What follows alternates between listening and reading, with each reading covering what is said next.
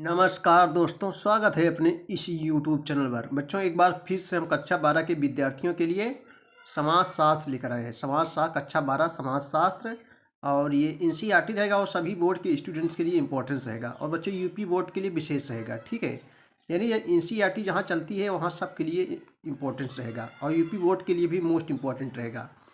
तो बच्चों, 2024 board exam के लिए मोस्ट इम्पॉर्टेंट रहेगा ये जो है मॉडल पेपर कक्षा 12 के विद्यार्थियों के लिए समाज शास्त्र। देखो, पूर्णांक जो रहेगा आपको जानते हुए 100 नंबर रहेगा। समय 3 घंटे 15 मिनट मिलेंगे भाई, और प्रारंभ के 15 मिनट परीक्षार्थियों को प्रश्न पत्र पढ़ने के लिए निर्धारित है। सभी प्रश्न अनिवार्य रहेगा और प्रश्नों के अंक उनके सम्मुख रहेंगे। ठीक है, पहले वो विकल्पी रहेगा, उसके बाद लघु उत्तरीय, इसके बाद में लघु उत्तरीय, इसके बाद में दीर्घ उत्तरीय प्रश्न। दीर्घ उत्तरीय प्रश्न बच्चों जो है 150 शब्दों में आपको देना पड़ेगा, लघु उत्तरीय जो है 50 शब्दों में, और ठीक है, और अति लघु उत्तरीय 25 शब्दों में देना पड़ेगा। चलिए आइए, सबसे पहले हम लोग वैकल्पिक क्वेश्चन देखेंगे। आपके सामने एक एक नंबर का रहेगा, तो इसको हल करेंगे। तो पहला क्वेश्चन है बच्चों वैकल्पी में कि समाज क्या है। देखो, वैकल्पी प्रश्न है, समाज क्या है, मूर्त है कि अमूर्त है कि का खा दोनों है कि इनमें से कोई नहीं। तो बच्चों समाज एक अमूर्त है, यहाँ सही जवाब जो है खा हो जाएगा।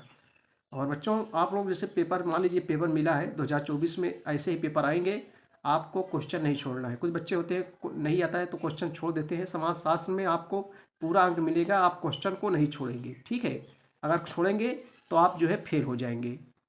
तो आप लोग जो है बच्चों क्वेश्चन को मत छोड़िए। चलो अगला क्वेश्चन देखेंगे। समाज क्या है, समाज एक अमूर्त है।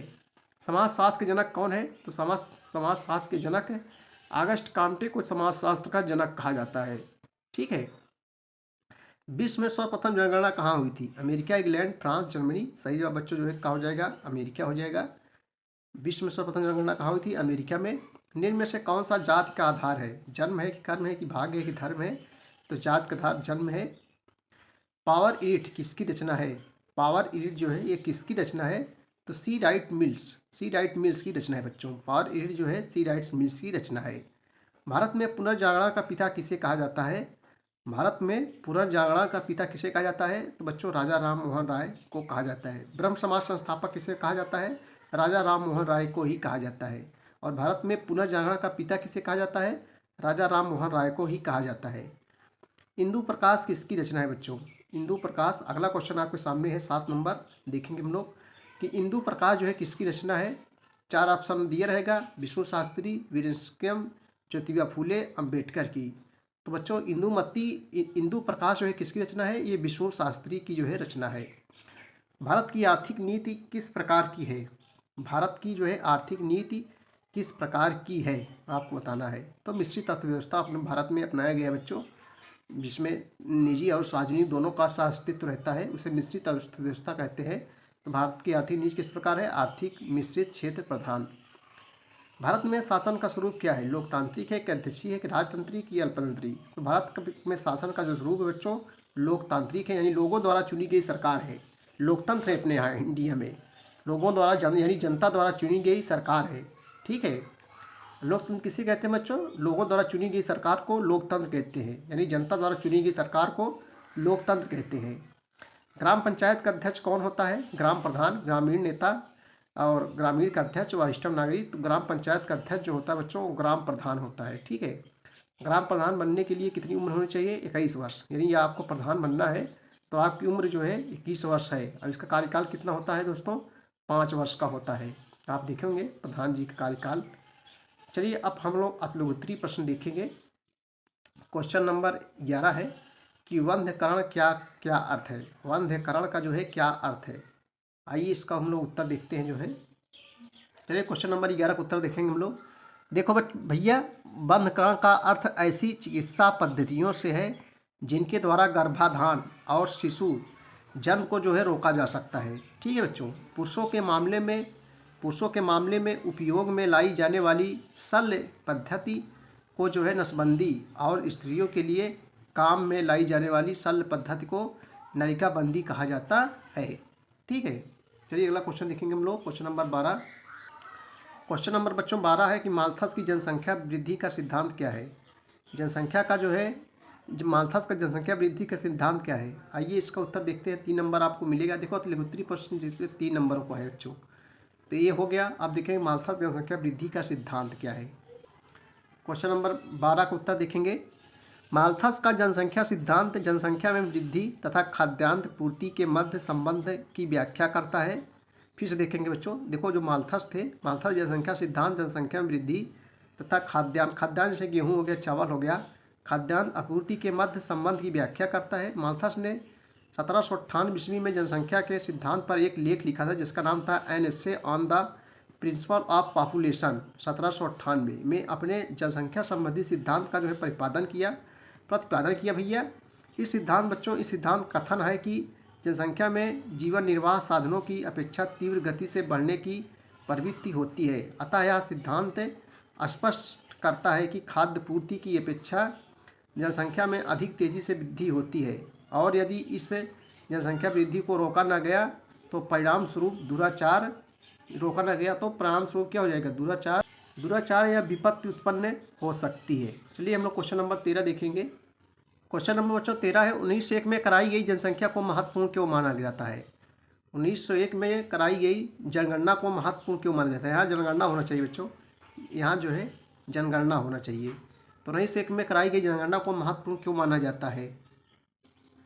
आइए इसको उत्तर देखेंगे। 1901 में हर्बर्ट जिले के निर्देशन में कराई गई जनगणना विशेष रूप से जो है महत्वपूर्ण थी क्योंकि इस जनगणना के अंतर्गत जाति के सामाजिक अधिक्रम के बारे में जानकारी एकत्र करने का प्रयत्न किया गया। अर्थात बच्चों, किस क्षेत्र में किस जाति को जो है अन्य जातियों की तुलना में सामाजिक दृष्टि से कितना ऊंचा या नीचा स्थान प्राप्त है और तदनुसार जो है श्रेणी क्रम में प्रत्येक जाति की स्थिति निर्धारित कर दी गई।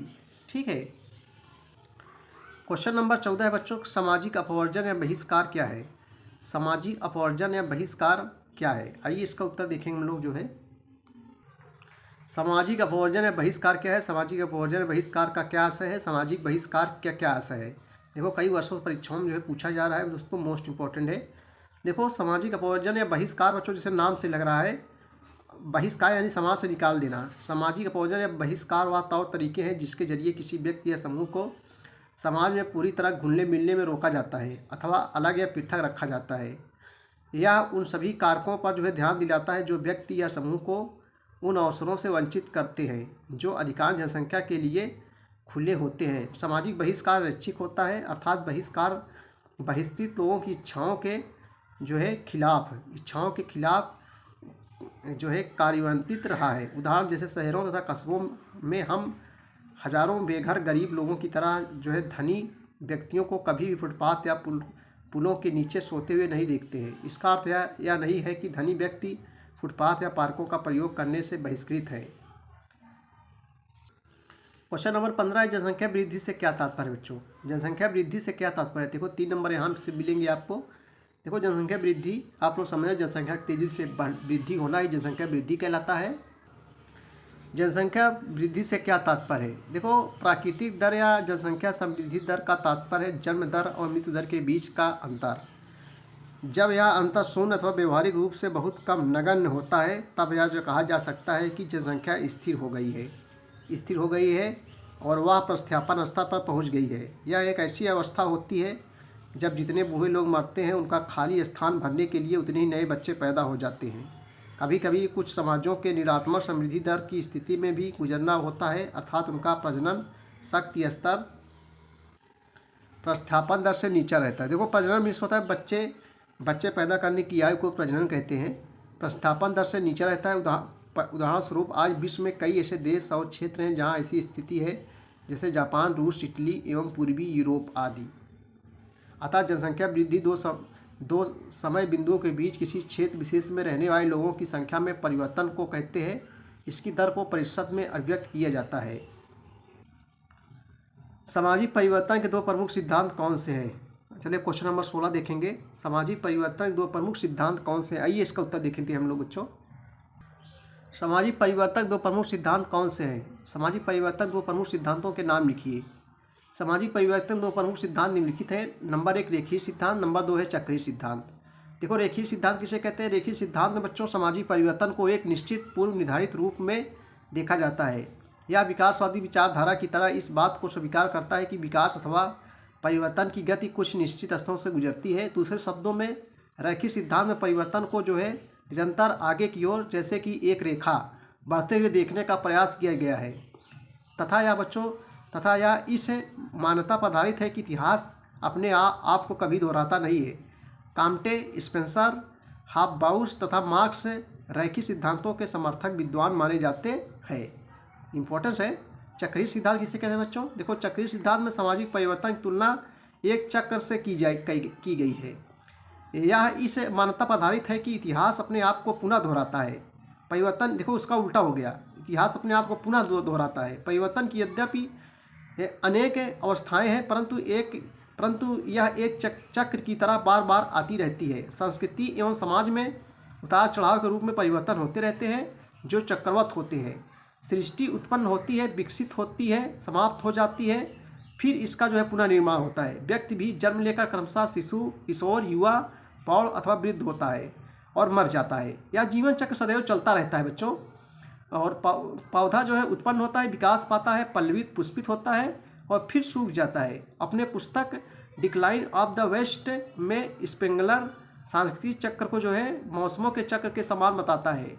क्रोबर, चोपिन तथा टाइनेबी जैसे विद्वानों ने भी जीवन के विविध पहलुओं से संबंधित चक्र को समझाया है। बहुत सरल है दोनों। क्वेश्चन नंबर 17 आपके सामने भैया कि सामाजिक संरचना का क्या अर्थ है। चलिए इसका उत्तर देखते हैं। 3 नंबर मिलेंगे। सामाजिक संरचना का क्या अर्थ है? देखो ये क्वेश्चन हो गया बच्चों। हम लोग 18 देखेंगे। हरित क्रांति से आप क्या समझते हैं? हरित क्रांति से आप क्या समझते हैं? आइए इसका उत्तर देखते हैं। हरित क्रांति से आप क्या समझते हैं? हरित क्रांति क्या है? आइए इसका उत्तर देखते हैं हम लोग। देखो बच्चों, हरित क्रांति द्वारा जो है 60-70 के दशकों के उन क्षेत्रों में जहां यह प्रभावशाली रही है महत्वपूर्ण परिवर्तन हुए। हरित क्रांति किसी आधुनिकीकरण का एक सरकारी कार्यक्रम था। इसके लिए आर्थिक सहायता अंतर्राष्ट्रीय संस्थाओं द्वारा दी गई थी तथा यह जो है अधिक उत्पादकता वाले अथवा संकर बीजों के साथ कीटनाशकों, खादों तथा किसानों के लिए अन्य निवेश देने पर जो है केंद्रित थी। हरित क्रांति कार्यक्रम केवल उन्हीं क्षेत्रों में लागू किया गया था जहां सिंचाई का समुचित प्रबंध था, क्योंकि नए बीजों तथा कृषि पद्धति हेतु जो है क्षेत्रों में लागू किया गया था जहां सिंचाई का समुचित प्रबंध था, क्योंकि नए बीजों तथा कृषि पद्धति हेतु समुचित जल की जो है आवश्यकता थी। यह कार्यक्रम मुख्य रूप से गेहूं तथा चावल उत्पाद करने वाले क्षेत्रों पर ही लक्षित थी। परिणाम स्वरूप हरित क्रांति पैकेज की प्रथम लहर केवल कुछ क्षेत्रों में जैसे पंजाब, पश्चिमी उत्तर प्रदेश, तटीय आंध्र प्रदेश तथा तमिलनाडु कुछ हिस्सों में चली। नई तकनीक के द्वारा जो है कृषि उत्पादकता में अत्यधिक वृद्धि हुई। दशकों बाद बच्चों पहली बार भारत खाद्यान्न उत्पादन में स्वावलंबी बनने में सक्षम हुआ।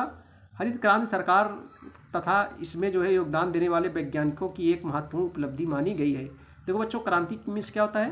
क्रांति मीन्स होता है एकाएक परिवर्तन अथवा एकाएक बदलाव। संगठित क्षेत्र को परिभाषित कीजिए। संगठित क्षेत्र को परिभाषित कीजिए। आइए इसका उत्तर देखते हैं हम लोग। संगठित क्षेत्र को परिभाषित कीजिए। अर्थशास्त्रीय अन्यों में संगठित क्षेत्र को परिभाषित करने में मतभेद है।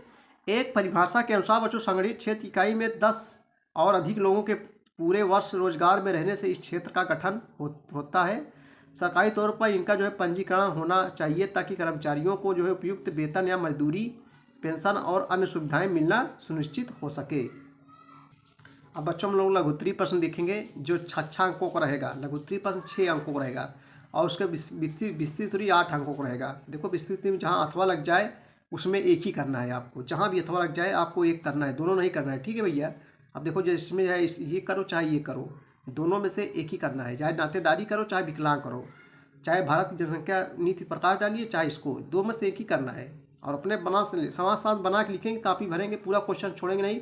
आपको फर्स्ट क्लास नंबर मिलेगा। थोड़ा राइटिंग अच्छी होनी चाहिए बच्चों, राइटिंग थोड़ा सुधारो आप लोग। और लिखने की प्रेस्टिज बनाओ, ज़्यादा से ज़्यादा लिखने की प्रेस्टिज बनाओ, क्योंकि लिखना ज़्यादा पड़ता है। आप लिखेंगे नहीं तो आप वहाँ एग्जाम में लिख नहीं पाएंगे। तो अभी से लिखना कोशिश कीजिए। और क्वेश्चन को बच्चों मत छेड़ना, कोई फेल नहीं होगा और सब फर्स्ट क्लास एकदम पास होंगे। क्वेश्चन नंबर हम लोग कई देखेंगे। भारत में जनसंख्या वृद्धि के प्रभाव का मूल्यांकन कीजिए। सब सरल है, सब अपने मन से बना के लिख सकते हैं आप। भारत में जनसंख्या वृद्धि के प्रभाव का मूल्यांकन कीजिए। आइए इसका उत्तर देखते हैं। चलिए 21 नंबर हम लोग उत्तर देख लेते हैं भैया। भारत में जनसंख्या वृद्धि के कारण जो है अनेक समस्याएं उत्पन्न हो गई हैं, जिनमें कुछ समस्याएं, प्रमुख समस्याएं निम्नलिखित हैं। आइए इसका उत्तर देखें हम लोग। पहले हेडिंग डालेंगे स्थिर जनसंख्या। सबसे पहले भैया हम लोग हेडिंग डालेंगे बच्चों, ये स्थिर जनसंख्या। देखो, स्थिर जनसंख्या वृद्धि के लक्ष्य को जो है प्राप्त करने के लिए यह आवश्यक है कि सर्वप्रथम प्रजनन दर, बच्चे पैदा करने की आयु को क्या कहते हैं, प्रजनन कहते हैं। तो सर्वप्रथम प्रजनन दर में जो है कमी की जाए। यह बिहार, उत्तर प्रदेश, हरियाणा, मध्य प्रदेश, झारखंड और छत्तीसगढ़ जैसे राज्यों में काफ़ी अधिक है, जो एक बड़ी चुनौती बनी हुई है। ठीक है, आगे देखेंगे जीवन की गुणवत्ता। देखो बच्चों, नागरिकों को न्यूनतम जीवन गुणवत्ता प्रदान करने के लिए शिक्षा और स्वास्थ्य प्रणाली के विकास पर जो है निवेश करना होगा। अनाजों एवं खाद्यान्नों का जो है अधिक से अधिक उत्पादन करना होगा। खाद्यान्न से गेहूँ हो गया, चावल हो गया, जौ हो गया, ये सब इसके अंतर्गत आते हैं। खाद्यान्नों का अधिक से अधिक उत्पादन करना होगा। लोगों को रहने के लिए घर देना होगा। स्वच्छ पेयजल की आपूर्ति बढ़ानी होगी एवं सड़क परिवहन और विद्युत उत्पादन तथा वितरण जैसे बुनियादी ढांचे को जो है मजबूत बनाने पर जो है काम करना होगा। नंबर 3, जनसंख्यीय विभाजन। बढ़ती जनसंख्या का लाभ उठाने के लिए भारत को मानव पूंजी का जो है मजबूत आधार बनाना होगा, ताकि वे लोग देश की अर्थव्यवस्था में अपना महत्वपूर्ण योगदान दे सके। लेकिन भारत की कम साक्षरता दर 73% इस मार्ग में जो है सबसे बड़ी बाधा है। अगली हेडिंग बच्चों है सतत शहरी विकास। एक अनुमान के अनुसार वर्ष 2050 तक देश की जो है शहरी आबादी दोगुनी हो जाएगी, जिसके चलते बच्चों शहरी सुविधाओं में सुधार और सभी को जो है आवास उपलब्ध कराने की चुनौती होगी। साथ ही पर्यावरण को भी जो है मद्देनज़र रखना जरूरी होगा। आगे देखेंगे असमान आय वितरण। आय का असमान वितरण और लोगों के बीच बच्चों बढ़ती असमानता अत्यधिक जनसंख्या का जो है के नकारात्मक परिणामों के रूप में सामने आएगी। ये सब असमान आय वितरण है।